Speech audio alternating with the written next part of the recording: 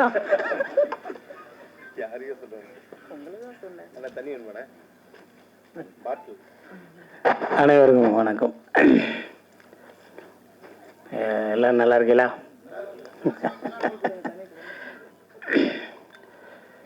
இந்த புது நிர்வாகம், பழைய நிர்வாகம், பொது பொறுப்பில் இருக்கவங்க, புது ரத்தம் பாய்ச்ச போகிறவங்க அப்படிங்கிற விஷயங்கள்லாம் எனக்கு தெரியாது. எனக்கு கோபியை தெரியும். இன்னைக்கு இருக்க கோபியை, தலைவராக இருக்கிற கோபியை தெரியும். எனக்கு ரைட்டர்ஸ் யூனியன் தெரியும், டைரக்டர்ஸ் யூனியன் தெரியும். ஓகே, கோபி எப்படி தெரியும்னா, நான் எலி சார் படத்தில் நடிப்பேன். அவர் ஏதாவது கட் பண்ணி இது வேணாம்னா கோபி சார் நல்லா இருக்கும்பார், வச்சுக்கல்லாம்பார். ஒரு தடவை பாயசம் சொல்லி 3 தடவை பாயசம் சொன்னால் 3 தடவை பாயசம் சொன்னால் நல்லா இருக்கு வச்சுக்கல்லாம்பார். சாயந்தரம் போய் சார் சார் ஒரு தடவை பாயசம் சொல்லையிலே கட் பண்ணார் சார், நான் 3 பாயசம் போட்டிருக்கேன் பார். சூப்பர். இது மனங்கொத்தி பறவைலேருந்து தேசிங்கிறாலேருந்து இருக்கும். என் தம்பி எனக்கு அந்த சீனையும் வச்சுருக்கேன், இந்த சீனையும் வச்சுருக்கேன், எல்லா சீனையும் வச்சுருக்கேன்னு ஒரு எடிட்டராக அந்த படத்தில் வேலை பார்க்குற எடிட்டராக எனக்கு சப்போர்ட்டிவாக, இல்லைண்ணே அதில் உள்ள வந்துச்சுன்னே அதெல்லாம் தூக்கிட்டேனே, இதெல்லாம் தூக்கிட்டேனே, உங்களுக்கு வச்சுருக்கேனே அப்படின்னு சொல்லுவார். என் தம்பி மாதிரி ஒரு பேட்ச் எனக்கு கிடைக்கல. என் தம்பி மாதிரி ஒரு பேட்ச் கிடைக்கல. தம்பி பேட்செல்லாம் வேணாம்டா, நீ தான் தலைவர் ஆகிட்டே, உனக்கு எதுக்கு பேட்ச்சு? மண்டே பார்த்தா தான்டா காசு, உனக்கு எதுக்கு பேட்ச்சு? சினிமாவில் நான் ஒரு ஸ்டோரி டெல்லர், நான் ஒரு கதை நல்லா சொல்லுவேன். அப்படி தான் நான் வந்தேன். கதை சொல்ல வந்ததுக்கப்புறம் டைரக்ஷன், நீ சொல்கிற கதையை நீயே எடுத்துறியா அப்படின்னு சொன்னாங்க. எனக்கு தெரியாது க்ளோஸ்னா என்ன, மிட்டுனா என்ன, ஒயிட்னா என்ன, ஒரு அளவும் தெரியாது. புரியுங்களா? உண்மையாக தானே சொன்னேன். இதெல்லாம் இப்போ கற்றுக்கிறது. நீ டைரக்டராக சேரு, அசிஸ்டன்ட் டைரக்டராக சேரு. யார் சேர்க்கறது? 7 வருஷம் 9 வருஷம் வாட்செல்லாம் அடை வச்சு சாப்பிட்டாச்சு, ஒன்றுமே சேம் இல்லை. அப்புறம் ஏதோ இன்ஃப்ளூயன்ஸில் சுந்தர்சி சாப்பிட்ட சேர்ந்தாச்சு. எனக்கு பிரச்சனையே எடிட்டர் தான், தெரியுமா உங்களுக்கு? எனக்கு பிரச்சனையே எடிட்டர் தான். அருணாச்சலத்தில் ஃபஸ்ட்டு படத்தில் அசிஸ்டன்ட் டைரக்டரு போய் சேர்ந்தாச்சு. Sundar C sir 14 assistant. அப்படியே போய் நிற்கிறேன். 2 மணி ஆச்சு, நைட்டு 2 மணி. திருப்பி சாய் சுரேஷ் சார் எடிட் பண்ணிகிட்டே இருக்கார். சாப்பிட்டு படியான ஏதோ புரோட்டெல்லாம் வாங்கி கொடுத்தாரு. சாப்பிட்டேன். ஜெமினியில் குளிர்து, ஏசி. பின் பேக்குன்னு ஒன்று இருக்குன்னு தெரியுமா? பின் பேக்கு, ஸ்டீன் பேக் இல்லை, பின் பேக்கு. நெகட்டிவ்லாம் கட் பண்ணி பின் பேக்கு. அதை பார்த்தா எனக்கு போர்வ மாதிரியே தெரியுது. உள்ள இருக்கிறதெல்லாம் தூக்கி போட்டு காலையில் வச்சிருந்து பொத்தி படுத்துட்டேன். பின் தானே, ஒயிட் கலரு, அந்த நம்ம இது மாதிரி இருக்குங்களா சார், அந்த டிரான்ஸ்பரண்டாக இருக்குங்களா, நல்லா இருக்கும். பொத்தி படுத்தா குளிருக்கு நல்லா இருக்கும். படுத்துட்டேன். காலையில் செமினி லேப்லேருந்து என்னை கூட்டு போயிட்டாங்க. இதுலையா படுக்கிறதுன்னு எனக்கு பேட்டாவே இல்லை. இந்த பையில நீ ஏன் படுத்தேன்? இதானே சார் நல்லா இருக்கு, படுத்தேன்னு. நீ போய் ஆஹா சோழி முடிஞ்சு. பாலகோபி சார் இதுல ஏயா படுத்தேன்னு இருக்கார். பாலகோபி சார் அதுல ஏயா படுத்த? சரி சார், சரி பார்த்துக்கலாம். நமக்கு 100 படம் சுந்தர்சி சார்ட்டு. மணிவன் சார்ட்டு எப்போ கேட்டாலும் அவராக புது பேண்ட்டை சட்டையை போட்டு அவராக போயிடுவார். இந்த பேண்ட்டை கழட்டி கொடுங்க கண்டினியூட்டின்னு. நாளைக்கு வரண்டான்னு போனார், வரவே இல்லை. ஃபெர்னில் பேலஸ்லேருந்து வெளியே ரைட்டை விட்டு போய் காரில் ஏறணும். திருப்பி வர்றாரு, வேறு பேண்ட்டு போட்டிருக்காரு. யூகே செந்தில் பார்க்குறேன், மிட்டில் க்ளோஸாக சார்ஜ் பண்ணுன்னு. இல்லைடா ஒய்டா பண்ணும்டா, பில்டிங்க்கு 1 லட்ச ரூபா கொடுத்துருக்கும்டா, பேசாமல் 1 லட்ச ரூபான்னா லோங்கில் பேண்ட்டு மாறிடுமையா, கண்டினியூட்டி டைரக்டரியா சொன்னேன். பேசாமல் வழக்கம் நீ வேலையை பாருன்னு இப்படியே கிராஸ் பண்ண. அந்த சீன் வரும்போதெல்லாம் எங்கள் ஊர் தான் எனக்கு கண்ணு தெரியும். ஐயையோ அனுப்பிச்சுடுறாங்க, ஐயையோ அனுப்பிச்சு. சாய் சுரேஷ் சார் மிட்டில் கட் பண்ணுங்க, அவர் ஒயிலில் கட் பண்ணு. ஐயையோ போச்சே போச்சேன்னு பெருமையாக சொல்லிக்கிறேன். கோச்சுக்கோட ஒரு எடிட்டருக்கு டைரக்ஷன் தேவையில்லை, ஆனால் டைரக்டருக்கு எடிட்டிங் தேவை. நாங்கள் என்ன தப்பு பண்ணாலும் தப்பு பண்ணால் எயிட்டிங்கில் பார்த்துக்கோன்னு சொல்லுவோம். எயிட்டிங்கில் பார்த்துக்கிறோமா? பார்க்கலையா? டப்பிங்கில் பார்த்துக்கலாம். டப்பிங்கில் பார்க்கலையா? ப்ரீ ப்ரொடக்ஷனில் பார்த்துக்கணும். ப்ரீ ப்ரொடக்ஷனில் பார்க்கலையா? ஃபைனலில் பார்த்துக்கணும். அப்போ தான் சொல்லுவோம் அடுத்த படத்தில் பார்த்துக்கலாம். அடுத்த படத்தில் பார்த்து வரவே வராது. அடுத்த படத்தில் வராது. அப்படி கூச்சிக்கிறாதே. கடவுள் புண்ணியத்தில் கேமராவை உருட்டி விளாண்ட பிள்ளையெல்லாம் இருக்குல்ல, என்ன தெளிவா? ஓகே, மனசை படிக்கிறே பாருங்க. கேமராவை உருட்டி விளாட்றாங்க பிள்ளைய. அந்த கேமரா சின்ன வயசில் உருட்டி விளையாடும்ல, பிரசாதத்தில். அதில் அவங்கெல்லாம் நம்மளுக்கு எடிட்ரு. நம்ம சும்மா பஞ்சத்துக்கு வந்தாங்க. ஃபர்ஸ்ட் கூட அஜித் படத்துக்கு ஸ்ரீகர் பிரசாத் எடிட்ரு. இந்த கேபின்ல ஸ்ரீகர் பிரசாத், இந்த கேபின்ல ரெட்டு, இந்த கேபின்ல கன்னத்தில் முத்தமிட்டான். பாருங்க, நான் எப்போ போனாலும் இந்த ராஜா மோகன் ஒரு எடிட்டர், அவர் நேஷனல் எடிட்டர், அவர் தான் வருவார். சொல்லுங்க சொல்லுங்க. நானு திமிரு ரத்தம் ஓடுதுல, ஏன் உங்களால் வரமாட்டார்? இல்லை சார் இதை பண்ணுங்க சார். சார் வருவார். சார் மணி சாருக்கு தான் பண்ணுவார். இல்லை சார் பண்ணுவார் சார். நம்ம முகரக்கட்டைக்கு அவர் வர்றதே பெரிய விஷயம். நம்ம எடுத்த படத்துக்கு இது வர்றதே பெரிய விஷயம் அப்படிம்பாரு. சரின்னு சொல்லிட்டு பண்ணிட்டு அப்புறம் சரி வாங்க சார் அப்படின்னா, சார் இன்னைக்கு வர்றா சார். அவர் லேசாக பண்ணி, நான் சிங்கிள் ஷாட்னு எடுத்தேன்ல, ஒய்டுன்னு எடுத்தேன்ல, லாங்குன்னு எடுத்தேன்ல, பூராத்தையும் கட்டி எறிகிறாரு. அப்போத்தான் தெரியுது இவர் ஏன் வந்தார்னு. ஏன்னா ஒரு ஃபிலிமுக்கு என்ன சப்போர்ட் பண்ணும், இந்த ஃபிலிமுக்கு என்ன சப்போர்ட் பண்ணும், என்ன டூரேஷனில் இந்த ஃபிலிம் இருக்கணும், இந்த சப்போர்ட் பண்ணும். நீ எடுத்த சிங்கிள் ஷாட்லாம் அது வேற, இந்த ஃபிலிம் என்ன சப்போர்ட் பண்ணும் அப்படின்னு சொல்லி அவர் மார்க் பண்ணார். ஃபர்ஸ்ட் ஹாஃப் இவ்வளோ நேரம் இருக்கணும், செகண்ட் ஹாஃப் இவ்வளோ நேரம் இருக்கணும். ஃபர்ஸ்ட் ஹாஃப் எவ்வளோ நேரம் இருக்கணும்? ஒரு 1 hour 10 minutes. செகண்ட் ஹாஃப் என்ன இருக்கணும்? 50 minutes 55 minutes. படத்தை ஃபாஸ்ட் பண்ணுங்கன்னா யார் ஃபாஸ்ட் பண்ணுறது? அமுக்கிறதா? எப்படி ஃபாஸ்ட் பண்ணுறது?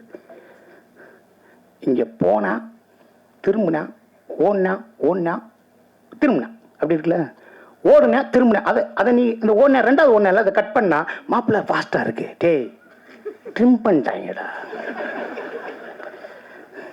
இது ஃபாஸ்ட். நீ அதான் ஃபாஸ்ட் பண்ண. சில எடிட்டர் கொடுத்தா ஃபாஸ்ட் பண்ண, என்ன பார்த்தான் சார் ஃபாஸ்ட்டாக இருக்குது சார், அதுதான் அந்த எடிட்டர் போகணும் சார். ட்ரிம்மிங் தான் மேக்கப் ஃபாஸ்ட். 24 frames 22 48 frames 100, அதெல்லாம் மாற்றலை. ஓகேவா? அந்த எடிட்டர் கோட்டா எடிட்டர் ஒரு வெத்தலை வாக்க போட்டுக்கிட்டு ஒரு எடிட்டர், பாம்பு ஓடுது, கீரி துரத்துது. Okay, 3 assistant. ஒருத்தன்ட்ட பாம்பு, ஒருத்தன்ட்ட கீரி, ஒருத்தன்ட்ட பாம்பு கீரி. பாம்பு கீரி என்ன ப்ரொடக்ஷனில் என்ன சாப்பாடுலாம் நானே வாங்கிக்கணுமா? பாம்பு கீரி பாம்பு கீரி. அப்போ சார் நாங்களும் வேலை பார்த்துட்டு இருக்கோம் சார், நீ எப்படி இருக்கோம்? பாம்பு கீரி பாம்பு.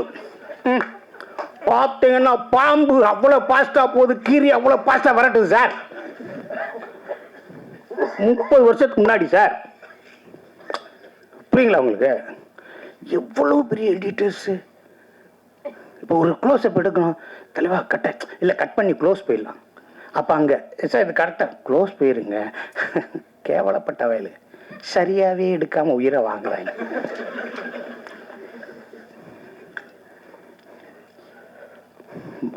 வெற்றிமாறன் சார் சொன்னார், ஹூ இஸ் பாலுமேந்திரா சார்? அவர் one of the editor, not a cameraman. Pune இன்ஸ்டியூட்டில் அவர் கேமரா, அவர் ஒரு மிகப்பெரிய எடிட்டர். எடிட்டிங் என் பேரை போடுங்கன்னாரு சார். நான் தானே எடிட்டரு, நான் தானே வெட்டினேன், வேலையை பரியாம்பார். புரியுங்களா உங்களுக்கு? மகேந்திரன் சார் தம் அடிப்பார், வெளியே போயிடுவார். வா, பிள்ளைக்கு சிசரிங் நடந்துகிட்ருக்கு, உள்ள சிசரிங் நடந்துட்டு, வாயா வாயா வாயான்னு உட்கார வச்சு அந்த முள்ளு மலர்லேருந்து அத்தனை படங்களையும் அவ்வளோ பெரிய விஷயங்களையும் அவர் நம்ம சொல்லிக் கொடுத்துருக்கு. ஒரு எடிட்டிங் சென்ஸ் இல்லாமல் நீங்கள் படமே எடுக்க முடியாது. ஸோ எடிட்டர் த மஸ்ட். நீங்கள் டைரக்ஷன் கற்றுக்கல, ஒரு கேமராமேன் எடுத்து கொடுத்துருவார். ஒரு நல்ல பேப்பரை ஸ்கிரிப்டை எடுத்து கீழே போடுங்க. பேப்பரில் மிட் ஷாட், க்ளோஸ் ஷாட் அப்படின்னு சொல்லி கோடு போடுறீங்களே, அதுதான் எடிட்டிங். அங்கே வந்துட்டார் எடிட்ரு, இது க்ளோஸு, எடிட், மிட்னு கோடு போடுறீங்களே, அதுதான் எடிட்டிங். எடுத்து கொடுத்து தெய்வமே என்னை காப்பாத்துன்னு சொல்லி காலில் விழுகிற புதில் இருக்குது. ஸோ இந்த யூனியன், எடிட்டிங் யூனியன், எல்லாரும் புதுசாக வந்தாங்க, எல்லாரும் சிறப்பாக இருந்தாங்க. இன்னைக்கு பெரிய காம்படிட்டிவ் வேர்ல்டு, மிகப்பெரிய காம்படிட்டிவ் ஆர்டிஃபிஷியல் இன்டெலிஜென்ஸ் எல்லாம் நிறைய வந்திருக்கு. இதுக்குள்ளே எல்லாரும் ஒத்துமையாக, தோற்றவங்க ஜெயித்தவங்க அதெல்லாம் பாகுபாடு இல்லை, எல்லாரும் நலம் பெற. அண்ணன் இருக்கார், செல்லுமணி அண்ணன் இருக்கார், நீங்கள் எது வேணாலும் கேளுங்க.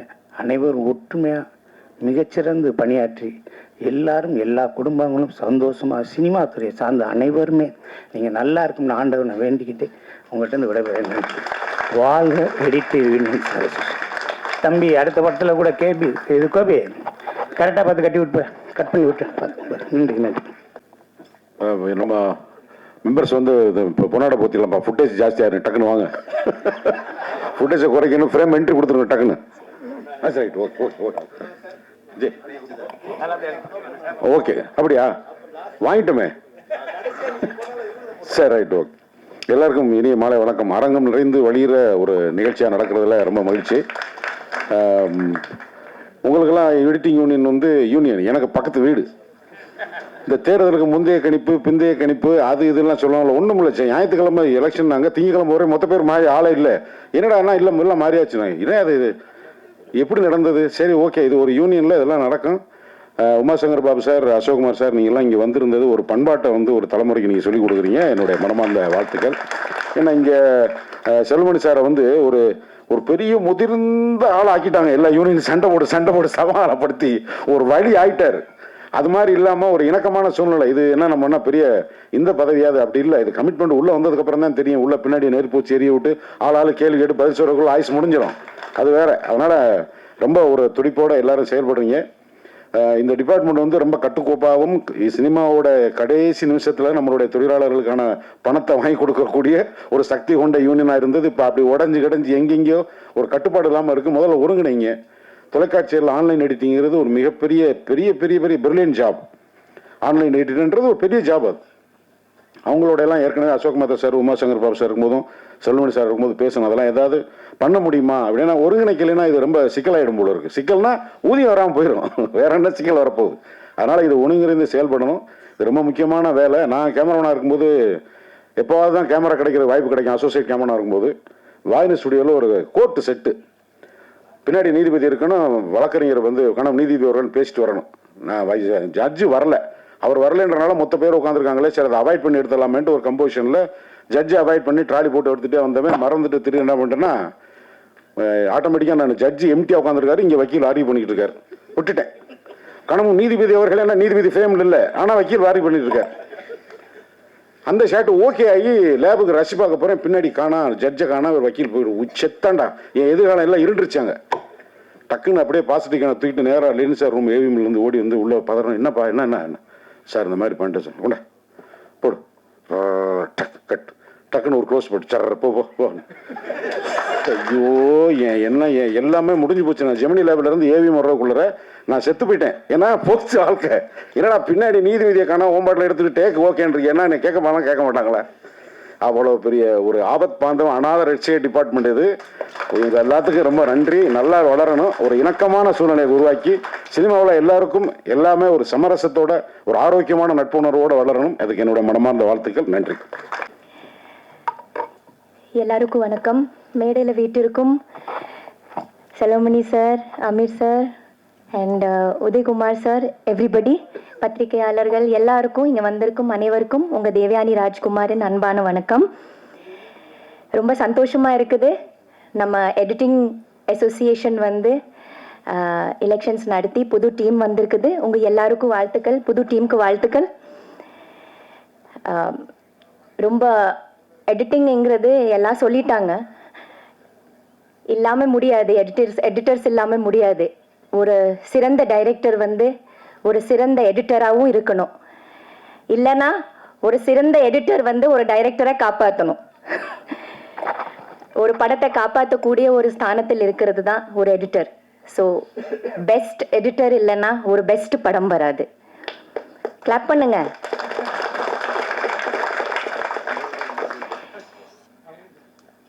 டைரக்டரோட ஹார்ட்டோட துடிப்பு, ஹார்ட் பீட்டே ஒரு எடிட்டர் தான் நினைக்கிறேன். If the editor is the creator and he is the visionary, அது ஸ்க்ரீனில் கொண்டு வந்து எந்த அளவுக்கு கொண்டு வரணும், ஆடியன்ஸோட பல்ஸ் என்ன, ஆடியன்ஸ்க்கு எவ்வளோ தேவைப்படுது, கொஞ்சம் ஜாஸ்தி இருந்தால் போர் ஆகிட்டு வெளியில் போயிடுவாங்களா, இல்லை அப்படியே உட்காந்து பார்ப்பாங்களான்னு தெரிஞ்சுட்டு இன்ச் பை இன்ச் மெஷர் பண்ணுறது, எவ்வளோ எம்எல், இப்போ ஒரு டாக்டர் ஒரு ஊசி போட்டாலும் எவ்வளோ எம்எல் நமக்கு கொடுக்கணும், இல்லை இன்னும் கூடி போனால் மயக்கம் வந்துடும், இல்லைன்னா நம்ம வந்து விழுந்துடுவோம், இல்லைன்னா மேலேயே போயிடுவோம் இல்லையா. அந்த அந்த எம்எல் கணக்கு இன்ச் பை இன்ச் கட் பண்ணக்கூடிய, இல்லை சொல்லுங்க சார், கரெக்டாக நான் சொல்கிறேன் இல்லையா. எந்த மருந்து இருந்தாலும் ஒரு டாக்டர் கொடுக்குற மாதிரி ஒரு எடிட்டருக்கு தெரியும் எவ்வளோ கொடுக்கணும், எவ்வளோ ஆடியன்ஸ்க்கு பிடிக்கணும், எவ்வளோ பிடிக்காது, இது கொடுத்தா போர் ஆயிடுவாங்களா, ஓடிடுவாங்களா, இல்லை அப்படியே உட்காந்து பார்ப்பாங்களான்னு அந்த அளவுக்கு ஒரு அருமையான ஒரு ஃபீல்டுன்னு சொன்னால் சினிமா உலகத்திலேயே I think it's editing first. நான் கேள்விப்பட்ட வரைக்கும் Bharathi Raja sir, the legend director Bharathi Raja சாரோட எடிட்டிங் தான் நான் கேள்விப்பட்டிருக்கேன். அவர் வந்து எடிட்டிங் ரூமில் போனால் அவர் மாதிரி கட் பண்ணுறது, சாங்ஸை ரெடி பண்ணுறது, அந்த எடிட்டிங் ஸ்டைல் இல்லையா சார், கரெக்டாக தான் சொல்கிறேன். ஸோ பாரதி ராஜா சாரோட அந்த எடிட்டிங் ஸ்டைல் யாரையும் எந்த டைரக்டரோட படத்தில் மறுபடியும் நம்மளால் பார்க்க முடியாது. அவரோட அந்த சாங்ஸோட அந்த கட்டிங் ஸ்டைல், அந்த பிக்சரைசேஷன், அந்த அழகு, அந்த எவ்வளோ ஷார்ட்ஸு கட் பண்ணி அவ்வளோ பியூட்டிஃபுல்லாக அவர் மாதிரி நான் நினைக்கிறேன். He is an excellent editor, excellent director. So to be a excellent director, I think he should have all the qualities of an editor, and more than that, அதுதான் அவர் தான் வந்து ஒரு ஆடியன்ஸோட ஹார்ட் பீட், ஒரு டைரக்டரோட ஹார்ட் பீட். ஆனாலும் Glamour, show எல்லாமே எடுத்துட்டு போறது யாரு? Stars, directors. பணம் யார் எடுத்துட்டு போறது? இப்போ ஒரு மேடையில் ஒரு ஃபங்க்ஷன் நடந்தாலும் முதல்ல ஆர்டிஸ்ட் உட்காராங்க, டைரக்டர் உட்காராங்க, ப்ரொடியூசர் உட்காருவாரு. ஆனால் எடிட்டர் எப்போவுமே அவர் தான் மெயின். ஆனால் எப்போவுமே பேக் சீட்டில் உட்காந்துட்டு சந்தோஷமா ஒரு படத்தை ரெடி பண்ணி நமக்கு கையில் கொடுத்துட்டு அது ஆடியன்ஸை பார்த்துட்டு ஒரு பேக் ஸ்டேஜாக உட்காந்துட்டு சந்தோஷமாக ரசிக்கக்கூடிய எந்த எக்ஸ்பெக்டேஷன்ஸ் இல்லாத ஒருத்தர்னா ஒரு எடிட்டர் தான். But he is the main man, he is the main person behind the cinema. ஆனால் எப்போவுமே ஒரு சாப்பாடு எல்லாம் நம்ம ரெடி பண்ணிட்டு ஒரு அம்மா கொடுப்பாங்கல்ல, ஆனாலும் சைடில் உட்காந்துட்டு எல்லாரும் ரசித்து பார்த்துட்டு எல்லாரும் சாப்பிட்றாங்களே ஹாப்பியாக, அந்த ஹாப்பினஸோடு இருக்கிறது எந்த எக்ஸ்பெக்டேஷன்ஸ் இல்லாத ஒரு டெக்னீஷியன் சொன்னால் ஐ think it's an editor. So இனிமேல் ஏதாவது ஃபங்க்ஷன், மேடை, சினிமா ஏதாவது இது நடந்த நிகழ்ச்சி நடந்தால் முதல்ல எடிட்டரை கூப்பிடுங்க, உட்கார வைங்க, அவரை பாராட்டுங்க. ஹீரோ, ஹீரோயின்ஸு, ப்ரொடியூசர்ஸு, டைரக்டர்ஸ் எல்லாம் நம்ம பாராட்டிட்டு தான் இருக்கிறோம். ஆனால் பேக் ஸ்டேஜில் இருக்கிற ஒரு எடிட்டர், ஒரு ப்ரொடக்ஷன் மேனேஜர், இந்த மாதிரி கேமராமேன்ஸ், இந்த மாதிரி இந்த டெக்னீஷியன்ஸை முதல்ல நம்ம பாராட்டணும். And wishing you all the best to the new union. I hope you do wonders. புது ஜெனரேஷனுக்கு உருவாக்குங்க, புதிய டெக்னீஷியன்ஸை கொண்டு வந்துருங்க. And I think we are the last generation. அந்த எடிட்டிங் டேபிள் எல்லாம் பார்த்தது, இப்போ அந்த எடிட்டிங் டேபிள் பிரசாத் லேபோட மியூசியமில் இருக்கு. என்னோட டாட்டர் எடிட்டிங் கற்றுக்கணுன்னா சொல்லிட்டு நான் வந்து காமிச்சேன், அந்த மியூசியம் எல்லாமே சுற்றி பார்த்தோம். ஸோ இது பழைய மஷின்ஸ் எல்லாம் அங்கே இருக்குது. So it's a beautiful this thing. I hope you have a wonderful journey. Thank you. நான் கொஞ்சம் விட்டு போட்டேன், என்னை பேச கூப்பிடல, நான் கிளம்பிட்டே இருப்பேன்னு. இந்த ஃபங்க்ஷன் வந்து 2 மணிக்கு ஆரம்பிச்சிருக்க வேண்டியது, 2 மணிக்கு தான் முடிய போகுது. ரெடியாக இருங்க.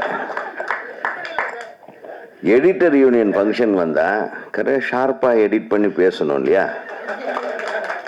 அந்த சென்ஸே இல்லாமல் எல்லாரும் பேசிட்டு இருக்காங்க. என்னங்கடா சிக்கல் இது? இப்போ அமீர் வந்து எவ்வளோ நேரத்துக்கு முன்னாடி வந்தார். அதனால் நான் ரொம்ப ஷார்ப்பாக, ஒரு டைரக்டர் தான் பெஸ்ட் ஃபஸ்ட்டு எடிட்டராக இருக்கணும். நான் இதுவரையிலும் எல்லாரும் எடிட்டர்களை போடுறாங்க, நான் அவங்கள தப்பு சொல்ல. ஃபஸ்ட்டு ஒரு டைரக்டர்ன்றவன் தான் எடிட்டிங் சென்ஸோட படம் எடுக்கணும். அப்படி எடுத்துட்டா எடிட்டருக்கு ஜாஸ்தி வேலை இல்லை. அப்புறம் ஒரு எடிட்டர்ன்றவன் ஒரு கிரியேட்டிவாக திங்க் பண்ணக்கூடிய ஆளாக இருக்கணும். ஒரு கதைன்னா என்ன, இந்த டைரக்டரோட கதையை, ஒன்லைனை, சீன்ஸை முதல்ல கேட்டுக்கணும். எத்தனை எடிட்டருக்கு கதை தெரியுது? இது நிறைய விஷயங்கள் இருக்குது. பேசினா நான் வந்து அப்புறம் யாருமே எடிட் பண்ண முடியாது. ரொம்ப நேரமாக பேசணும். ஆமாம், நீ ஒரு மேட்ரை போட்டியே. நான் முதல்ல திரைப்பட கல்லூரியில் படிக்கும்போது செகண்ட் இயரில் எனக்கு மூமேத்தா சார் எனக்கு வாத்தியார், கவிஞர் மூமேத்தா. அவர் வந்து, நீ என்ன டெய்லியுமா உங்களுக்கு ஷூட்டிங் இல்லை, 300 அடி எடுக்கிறது தான் செகண்ட் இயரில் வேலை. ஒரு 3 தடவை 300 அடி எடுப்போம். அது வரையிலும் வேலையே இல்லை சார். அப்படின்னா வா, நான் இன்னொருத்தர்கிட்ட சேர்த்து விட்றேன்ட்டு கொண்டு போய் எடிட்டர் வெள்ளைச்சாமி சார்கிட்ட சேர்த்து விட்டார். அந்த மனுஷன் ஒரு வாரத்துக்கு 4 படம் எடிட் பண்ணுவார். அவர் தூங்கி நான் பார்த்ததே இல்லை. ஒரு வெத்தலை பாக்க போட்டு அந்த இது பீடாவை போட்டு அப்படின்ட்டு வெடிய ஓட்டி நிறுத்துவார். அதாவது அந்த ஸ்டீன்பெக் கூட இல்லை, அதுக்கு முன்னாடி அம்மம்மா அந்த கையெல்லாம் பார்த்தீங்கன்னா அந்த விரலெல்லாம் அப்படியே காப்பு காய்ச்சிரும், அப்படியே மரன்னு இருக்கும். எடிட்டர்ன்றது எவ்வளவு கஷ்டமான வேலையாக இருந்தது, இன்னைக்கு எவ்வளவு சிம்பிள் ஆயிடுச்சு. இன்னைக்கு விரல் நுனியில் வந்துடுச்சு.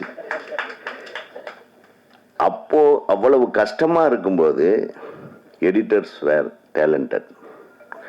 இன்னைக்கு இவ்வளவு ஈஸியா இருக்கும்போது எடிட்டர்ஸ் எல்லாத்தையும் சொல்லல, நிறைய பேருக்கு எடிட்டிங் தெரிய மாட்டேங்குது. சும்மா உங்களை புகழ்ந்துக்கிட்டே இருக்கிறதுக்கெல்லாம் நம்ம இங்கே வந்து உட்கார்ந்துட்டு இருக்கக்கூடாது. ஏதோ தேவையா நீ ஒரு பிட்டை போட்டு அவங்க எடிட்டருக்கு தான் முதல்ல அப்படின்னு சொன்னதுக்கு நான் வந்து இல்லை அவங்க வந்து அவங்க வீட்டுக்காரர் எவ்வளோ ஈஸியாக விட்டு கொடுத்துட்டாரு பாருங்க. அவர் எவ்வளோ பெரிய டைரக்டரு ராஜகுமார்னு, இவ்வளோ ஒரு நல்ல மனிதர். அவரை விட்டுட்டு எடிட்டர் தான் வந்து முதல்ல நீங்க மேடையை தரணும். என்னங்க அது? ஐயோ அதெல்லாம் இருக்கு. ஹார்ட் ஆகுது, பீட் ஆகுது. ஃபர்ஸ்ட்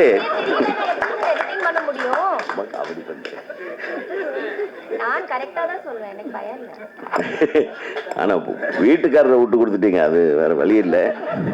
எங்க ராஜகுமார் வந்துருக்கார? நான் தம்பிக்கு போன்ல பேசிக்கிறேன். அவங்க சொன்னது உண்மையா கரெக்டு தான். அதாவது டைரக்டர்ன்றது ஹார்ட் மாதிரி, டைரக்டர்ன்றவன் இதயம் மாதிரி. அப்புறம் நம்ம இவரு சொன்னாரு கேமரா யூனியன் இளவர் சோடி போயிட்டாரு. அவர் பண்ண தப்ப கரெக்ட் பண்ணவனா எடிட்டரு, அதனால ஜட்ஜை விட்டுட்டு சீன் எடுத்து ஷாட் எடுத்துட்டாப்லையா எப்பேற்பட்ட. அதனாலதான் கேமரா மேன் வேலை கிடைக்காம நடிக்க போயிருக்காப்ல. காடாம போட ஜட்ஜை தேடி போன ஆளுக்கு நீதாயா ஜட்ஜுன்னு உட்காந்து வச்சாங்க கூட இல்ல.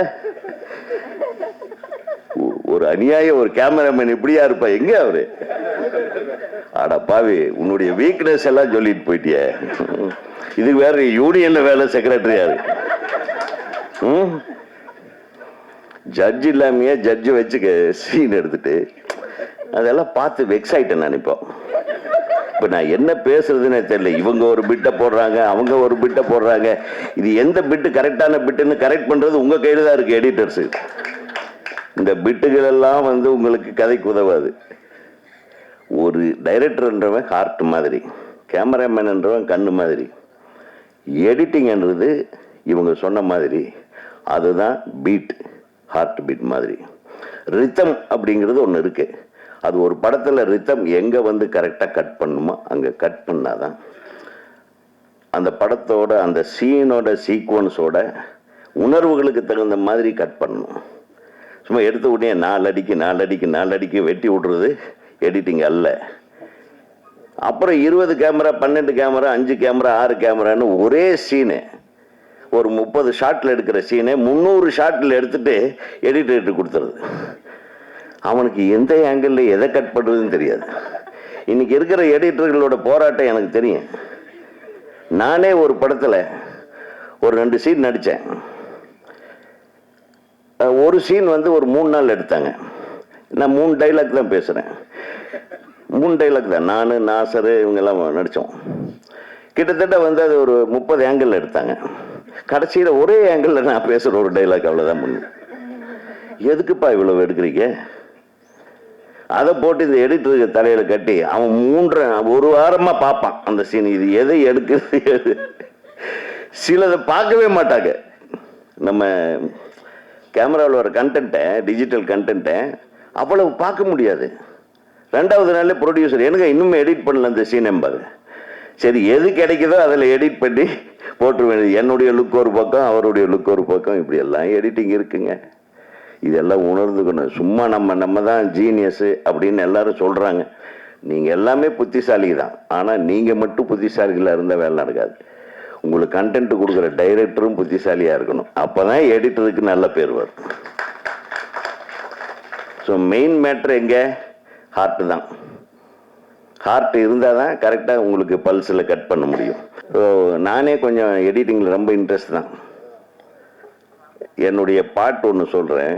முத்துமணி மாலையில் உன்னை தொட்டு தொட்டு தாளாட்டன்னு சொல்லிட்டு ஒரு சைலண்ட் பீஸ் வரும். அதுக்கு ஒரு 4 ஷாட்டு ரித்தமில் கட் பண்ணி போட்டிருந்தோம். அதுக்கப்புறம் ஒரு 4-5 நாள் கழித்து பாலு மகேந்திரா சார் திரும்பி அவர் நான் வரும்போது எனக்கு ஒரு உதவி, இங்கே வாங்க அப்படின்னா. என்ன சார் அப்படின்னு நான் கட்டிப்பிடிச்சி, என்னையா எடிட்டிங்கன்னு. சார் என்ன சார்ன்னு, அந்த சைலண்ட்டுக்கு போட்ட ஷாட்டு பாரு, எக்ஸலண்ட் அப்படின்னு என்னை கட்டிப்பிடிச்சி. சார் நான் இல்லை சார், நான் சொன்னேன் இந்த ஒரு 4 சைலண்ட் கட் பண்ணுங்கடான்னு. பசங்க தான் பண்ணாங்க. நான் பெரிய அறிவாளி கிடையாது. பட் இருந்தாலும் அங்கே ஒரு இயக்குனரை தூக்கி நிறுத்துறது ஒரு எடிட்டர் தான் என்று சொல்லி நீங்கள் என்றும் வாழ்க. இன்று பதவியேற்றிருக்கும் பழனியப்பன், ரவிச்சந்திரன், கோபி கிருஷ்ணா, கௌதமன், சங்கர், கோபாலகிருஷ்ணன், சாபு, ஜோசப், எம் சங்கர் மற்றும் அனைத்து செயற்குழு உறுப்பினர்கள் வாழ்க வளமுடன். அனைவருக்கும் மாலை வணக்கம். மேடையில் அமர்ந்திருக்கும் அத்தனை பெரியவர்களுக்கும், செல்லுமணி சார், உதயகுமார் சார், அமீர் அவர்கள், இனியா நண்பர்கள், புலி,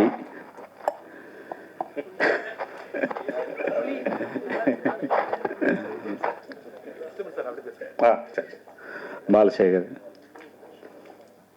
டக்குன்னு மேடையில் வந்து உட்காந்துருக்கப்ப நமக்கு தெரிஞ்சவங்க பேரே டக்குன்னு போயிடும், மறந்து போயிடும். அது ஒரு பெரிய சுபாஷ் அவர்கள், அசோக் மேத்தா அவர்கள் மற்றும் அத்தனை பேருக்கும் என் முதுக்கன் வரக்காக தெரிவிச்சுக்கிறேன். இந்த விழாவுக்கு வந்ததுக்கு மிக முக்கியமான காரணம், இன்றைக்கு தலைவராக தேர்ந்தெடுக்கப்பட்டிருக்க கோபி வந்து எனக்கு வந்து அசிஸ்டன்ட் எடிட்டராக இருக்கும்போது எனக்கு பழக்கம். என்னோடய தீபாவளி படத்தில் ஒரு அசிஸ்டண்டாக ஒர்க் பண்ணார். அப்போ இன்ஸ்டியூட்டில் படிச்சுட்டு இருக்காரு. அவர் படிச்சுக்கிட்டு பார்ட் டைமாக வந்து அந்த படத்தில் ஒர்க் பண்ணிகிட்ருப்பார். அவருக்கு வந்து அந்த போகாதே சாங் ரொம்ப பிடிச்சி போயிடுச்சு. அது விட்டனா பாருன்னு சொல்லி அந்த பாட்டு இன்றைக்கும் வந்துச்சுன்னா எனக்கு கோபியோட ஞாபகம் தான் வரும். ஸோ அதில் வந்து அவர் ரொம்ப முழுமையாக ரொம்ப அற்புதமாக பண்ணி கொடுத்தாரு. எடிட்டரோட அனுமதி தான் பண்ணார் அவர். ரொம்ப நல்லா வந்தது. அதுக்கப்புறம் பாலாஜி சக்திவேல் அறிமுகப்படுத்தினார் அவரை. அப்புறம் எனக்கு மனம்புத்தி பறவையில் வந்து நான் திரும்ப கோபியை கூப்பிட்டேன். நான் வேறு ஜோனல் போகிறேன், ஒரு காமெடி. கோபியும் வந்து அப்போ புதுசு ஒரு படம் தான் பண்ணியிருக்காரு, வழக்கு என்ன ஏதோ ஒன்று பண்ணியிருக்கிறாரு. அப்போ நான் வேறு ஜோனல் போகும்போது இது எப்படா இது காமெடி ஒர்க் அவுட் ஆகிருக்குமா அப்படின்னு சொல்லி ஒரு டவுட்டில் போவேன். அந்த இன்ஸ்டியூட்லேருந்து நிறைய பொம்பளை பிள்ளைங்க, அப்புறம் இவனோட ஃப்ரெண்ட்ஸ் எல்லாமே வந்து அந்த உட்காந்துக்கிட்டு விழுந்து சிரிச்சுட்டே இருப்பாங்க பார்த்துட்டு. ஸோ அப்போ எனக்கு அங்கே ஒரு கான்ஃபிடென்ட் வந்தது. ஸோ இந்த படம் ஹிட் ஆகிடும் அப்படிங்கிறது. ஸோ ஒரு ரசிகனாக அந்த படத்தை, அது வந்து ஒரு எடிட்டராக அங்கே உட்காந்து பண்ண மாட்டார் கோபி. ஸோ ஒரு ரசிகனாக உட்காந்து பண்ணுவார். அதுக்கப்புறம் வந்து தேசிங்கராஜா பண்ணும்போது இன்னும் மெச்சூர் ஆகிட்டார். நான் நாளைக்கு வரேன் கட்டிங்க அப்படின்னா நைட்டே முடிச்சு வச்சுருவார். காலையில் போனால் எனக்கு போட்டு காமிப்பார். ஸோ அது உச்சத்துக்கு போச்சு. இப்போ யுத்த சத்தம்ங்கிற ஒரு படம் வந்து பண்ணார். நான் சில விஷயம் பார்த்து மிரண்டு போயிட்டேன். அந்த படத்தோட அவுட்புட் பார்த்து இது வந்து ஏன்னா ஒரு ஒரு எடிட்டரோட பெஸ்ட்டு அப்படிங்கிறது வந்து அந்த படத்தில் இருக்கும். ஏன்னா அவ்வளோ அழகாக அதை பண்ணியிருந்தாரு. பார்த்துட்டு இந்த படம் வந்து மிகப்பெரிய ஹிட்டரா அப்படின்னு சொல்லிட்டு தான் வந்தேன். அந்த படம் காமெடி படம் எடிட் பண்ணுறது ரொம்ப கஷ்டம். அது வந்து ஒரு டைரக்டரோட ஒரு இது இல்லாமல் பண்ண முடியாது. ஏன்னா அது என்ன வரும்னு டைரக்டருக்கே தெரியாது. ஸோ அது காமெடியன்ஸோட கையில் தான் இருக்கும் அந்த விஷயங்கள் எப்போதுமே. அந்த வகையில் ஒரு மிகச்சிறந்த எடிட்டரு. என்ன பல பரிணாமங்கள் உருவாக்கிட்டே இருப்பார் கோபி. திடீர்னு பார்த்தா தயாரிப்பாளர் விடுவார், அப்புறம் டைரக்ஷன் பண்ண போகிறேன் அப்படிம்பாரு. ஸோ ஏதோ ஒழுங்காக இப்போ வந்து, ஆனால் வெரி குட் எடிட்டர். இவர் எப்படி தயாரிப்பாளராக பண்ணார் அப்படிங்கிறது விட ஒரு எப்படி டைரக்ஷன் பண்ணுவாருலாம் எனக்கு தெரியாது. பட் நல்ல எடிட்டர், ஒரு அற்புதமான எடிட்டர். ஒரு சரியான இடத்துல போய் ஒரு தலைவரை தேர்ந்தெடுக்கப்பட்டிருக்கிறாரு. ஒரு இப்போ நான் சொன்னோம்னா சொல்லலாம், குருவி தலையில் பணங்காய வச்ச மாதிரி தான் வச்சுருக்காங்க கோபி. ரொம்ப கேர்ஃபுல்லாக இருக்கணும். ஏன்னா உனக்கு முன்னாடி இருந்தவங்களாம் மிக அற்புதமான மனிதர்கள் இந்த போஸ்டிங்கில் இருந்துட்டு போயிருக்கிறாங்க. ஸோ இந்த போஸ்டிங்கை ரொம்ப கேர்ஃபுல்லாக ஹேண்டில் பண்ணு. சீனியர்ஸ்ட்டு அட்வைஸ் கேட்டுக்குங்க. அப்போ தான் வந்து உங்களால் அற்புதமாக அடுத்த கட்டத்துக்கு உங்களால் கொண்டுட்டு போக முடியும். இந்த எடிட்டிங் அப்படின்னு பார்க்கும்போது எனக்கு வந்து 2 பேர் எடிட்டர் இருப்பாங்க. ஒரு படத்துக்கும் எனக்கு தெரிஞ்சு வந்து ஒரு டைரக்டருக்கு எடிட்டிங் தெரிஞ்சிருக்கணும், ஒரு எடிட்டர் தேவை. அப்புறம் ஒரு ஸ்க்ரீன் பிளே ரைட்டர் வந்து ஒரு மிக முக்கியமான எடிட்டர் இருப்பார் ஒரு படத்துக்கு. ஏன்னா அவர் ப்ராப்பராக இருந்தாருன்னா எடிட்டரோட வேலை ஒரு 90% கம்மியாகி போயிடும். ஸ்க்ரீன் பிளே ரைட்டர் ரொம்ப தெளிவாக இருக்கணும். ஸோ அப்போ தான் அந்த எடிட்டரோட ஒர்க் வந்து ரொம்ப ப்ராப்பராக இருக்கும். நானே வந்து நிறைய படம் பண்ணியிருந்தா கூட ஒரு 3 படங்கள் வந்து அந்த ஸ்க்ரீன் பிளே ரைட்டரால் வந்து எந்த விதமான ஒரு டச்சும் எடிட்டரோட டச்சும் பெருசாக வைக்க முடியாமல் அளவுக்கு வெற்றி அடைஞ்சதுன்னா என்னுடைய துல்லாத மனமும் துள்ளும், மனங்குத்தி பறவை, வேலை நின்று வெள்ளைக்காரன். மிச்ச படங்கள் எல்லாமே வந்து எடிட்டரோட கான்ட்ரிபியூஷன் இருக்கும். பட் இருந்தாலுமே வந்து நிறைய குழப்பங்கள் இருக்கும். ஸோ நிறைய விஷயங்கள் பார்த்து பண்ண வேண்டியிருக்கும். அந்த வகையில் வந்து ஒரு மறைந்த நண்பர் ஒருத்தரை பற்றி நான் பேசி ஆகணும். கிஷோர் அப்படிங்கிற ஒரு எடிட்டர். எனக்கு வெள்ளைக்காரர் துரை அப்படிங்கிற அந்த படம் பண்ணி கொடுத்தார் அவர். கோபுரம் ஃபிலிம்ஸ் அன்புச்செழியன் சார் தான் அதுக்கு ப்ரொடியூசர். எல்லாம் ரெடி பண்ணிவிட்டு எனக்கு வந்து நான் படம் போட்டு பார்க்குறேன். ஃபர்ஸ்ட் ஹாஃப் ரொம்ப நல்லா இருக்குது, செகண்ட் ஹாஃப் குப்பையாக இருக்குது. பட் வழக்கம் போல் என்னோடய ரைட்டர்ஸ் எல்லாமே சூப்பராக இருக்குது அப்படின்றாங்க. எடிட்டர் மாத்திரம் கொஞ்சம் கன்ஃபியூஷனில் இருக்கிறாரு. அப்புறம் வெளியில் வந்து கொஞ்சம் கோபத்தில் நிறைய திட்டுவேன் நான். ரைட்டர்ஸ் எல்லாம் திட்டிட்டு இது விளங்காத அந்த படம், ஏன்னா என் படம் தப்பாக இருக்குங்கிறத வந்து மொத கை தூக்கி சொல்கிறது நானாக தான் இருப்பேன். எந்த படம் பண்ணாலும் இது விளங்காது, இது ஓடாதுடா. ஏன்னா 4 பேர் தேட்டரில் பார்த்து திட்டும்போது அதை விட நம்மளே திட்டிடலாம் ஃபஸ்ட்டு. பட் ஆனால் இந்த படம் நல்லா இல்லை அப்படிங்கிறது இறைவன் நம்ம கண்ணுக்கு காட்ட மாட்டான். சில நேரத்தில் சூப்பராக இருக்குன்னே அவங்க சொல்லும்போது நம்ம காதில் ஓகேன்னு மண்டே ஆட்டிட்டு போயிடுவோம். அது இருக்கக்கூடாது. நம்ம படத்துக்கு நம்ம தான் முதல் கிரிட்டிக்காக இருக்கணும். அது எந்த விதமான பாரபட்சமும் இல்லாமல் கேவலமாக இருக்குது, குப்பையாக இருக்குன்னு சொல்லணும்னா சொல்லிட்டு போயிடணும். அந்த மாதிரி குப்பையாக இருக்குது செகண்ட் ஹாஃப் அப்படின்னு சொல்லிட்டு போயினேன். கிஷோர் ரொம்ப அப்செட் ஆகிட்டார். எனக்கு ஒன்றும் புரியல. அப்புறம் கிஷோர் கூப்பிட்டு சொன்னார், சார் என்ன உங்களுக்கு ப்ராப்ளம்னா, இதெல்லாம் ப்ராப்ளம், சரி பண்ணுங்கள், ரெடி பண்ணுங்கள், என்ன பண்ணலாம் அப்படின்னு சொல்லிட்டு ரெடி பண்ணிட்டு போனேன். என்ன பண்ணிடுறீங்க அப்படின்னு சொல்லி கேட்டார். இப்போ வழக்கம் போல் வந்து ஒரு ப்ளே பண்ணியிருப்போம், ஒரு டென்ஷனில் படம் சரியில்லை அப்படின்னா என்ன பண்ணுவோம் அப்படின்னா டபால் டிபின் மாற்றி ஒரு ஆக்ஷனை போட்டு அதை போட்டு நமக்கு எளிமையாக வரக்கூடியது ஆக்ஷன் அது இது அந்த இதை போட்டு பண்ணி ஒரு செகண்ட் ஹாஃபை முடிச்சு இப்படி வந்தால் இது போதும், இந்த போதுமானது இருந்தால் போதும், இந்த செகண்ட் ஹாஃப் தப்பிச்சிடும், இப்படி பண்ணிடலாம் கிஷோர் அப்படின்னு 2 நிமிஷம் யோசிச்சார். அப்புறம் தனியாக என்னை கூட்டிகிட்டு வந்தார். சார் நீங்கள் வாங்க, இது 3வது படம் காமெடியில் பண்ணுறது நான். சார் நீங்கள் பண்ணியிருக்க படங்கள் எல்லாமே நான் பார்த்தேன், எதை நோக்கி போகும், என்ன ஆகும், எப்படி முடியும் அப்படின்னு தெரியாது. ரொம்ப அழகாக ஒரு காமெடியை ரொம்ப எளிமையாக சொல்லிடுறீங்க. இப்போ திடீர்னு இதுக்கு வில்லன் வர்றான், நம்பியார் வர்ற மாதிரி கத்தி சண்டை இதெல்லாம் போட்டு ஒரு செகண்ட் ஹாஃப் பண்ணியிருக்கீங்க. நீங்கள் பதஷ்டம் ஆகிட்டீங்க சார். நீங்கள் அமைதியாக இருங்க, கூலாக இருங்க, உங்களுக்கு என்ன தேவைங்கிறத உட்காந்து யோசிங்க, உங்களால் இந்த படத்தை மிகச்சிறப்பாக செகண்ட் ஹாஃப் பண்ண முடியும் அப்படின்னு. அந்த வார்த்தை எனக்கு ரொம்ப பிடிச்சிருந்தது. ஒரு 2 நாள் கழித்து திரும்ப எடிட்டிங் ரூம் போனேன். வாங்க, அவர் தான் கூப்பிட்டுருந்தார், கிஷோர் கூப்பிட்டுருந்தார். கூப்பிட்டுட்டு இப்போ உங்களுக்கு இந்த படம் பிடிக்கலன்ட்டீங்க சார், எது எது பிடிக்கலன்னு சொல்லுங்கள் சார் அப்படின்னு சொன்னார். நான் பிடிக்காத விஷயங்கள் எல்லாம் சொன்னேன், தூக்கி வெளியில் வச்சிட்டாரு. இப்போ 2:10 இருந்த படம் 1 மணி நேரத்துக்கு வந்துடுச்சு படம். இன்னும் 1 மணி நேரம் நான் ஷூட் பண்ணணும். இப்போ உங்களுக்கு பிடிக்கலையா சார், இப்போ பண்ணுங்க சார் அப்படின்னாரு. ஸோ அதுக்கப்புறம் பண்ணேன். அது நான் கொஞ்சம் எக்ஸ்பெக்டேஷன் ஜாஸ்தி ஆச்சு. அந்த தயாரிப்பில் நல்ல விஷயமா எனக்கு உதவி செஞ்சார். அந்த படம் மிகப்பெரிய வெற்றி. ஸோ அந்த வகையில் இந்த கிஷோர் அப்படிங்கிறது வந்து என்னால் மறக்க முடியாத ஒரு எடிட்டர். இன்னைக்கு அவர் இல்லை. அவர் நிறைய விஷயங்கள் நமக்கு வந்து ஒருத்தரும் ஒரு வாழ்வியலில் நமக்கு ஒருத்தரும் ஒரு விஷயத்தை நமக்கு சொல்லி கொடுத்துட்டே போயிட்டே இருப்பாங்க. ஸோ அந்த வகையில் எனக்கு அது ரொம்ப எனக்கு ஒரு பெரிய ஒரு எடிட்டிங் சைடு வந்து ஒரு பெரிய ஒரு ஐ ஓப்பன் ஆன மாதிரி இருந்தது எனக்கு. அதுக்கப்புறம் எனக்கு எந்த பிரச்சனை வந்தாலும் நான் வந்து இப்போ கொஞ்சம் ஒரு 25% கற்றுக்கிட்டு இப்போ ஓரளவுக்கு எனக்கு வந்து ஒரு கான்ஃபிடென்ட்டாக எடிட்டிங் பண்ண முடியும். இந்த படத்துலையும் பிரச்சனை வந்தது, இப்போ திரும்ப அதை ரெடி பண்ணி இப்போ திரும்ப கரெக்ட் பண்ணி வச்சுருக்கிறேன். ஸோ வெற்றிமாறன்லாம் சொல்கிற மாதிரி ஸோ எடிட்டிங் அப்படிங்கிறது வந்து ஒரு எடிட்டரோட கையில் தான் நம்ம வந்து கடைசியாக போய் நிற்கிறோம். ஸோ அவங்க வந்து நமக்கு வந்து எந்த அளவுக்கு கான்ட்ரிபியூட் பண்ணுறாங்களோ அந்த அளவுக்கு அந்த படம் வெற்றி அடையும் அப்படிங்கிறத எந்த விதமான டவுட்டும் கிடையாது. வாழ்த்துக்கள். வெற்றி பாட்ட விளையாட்டு வாழ்த்துக்கள். நன்றி. நன்றி சார். ஹீரோவா பார்த்தோம், வில்லனா வாடிவாசல் மூலமா நடிக்க போறாரு இயக்குனர் நடிகர் அமீர் அவர்கள். ஆனா அதுக்கு முன்னாடி கோபி வந்து ஒரு சில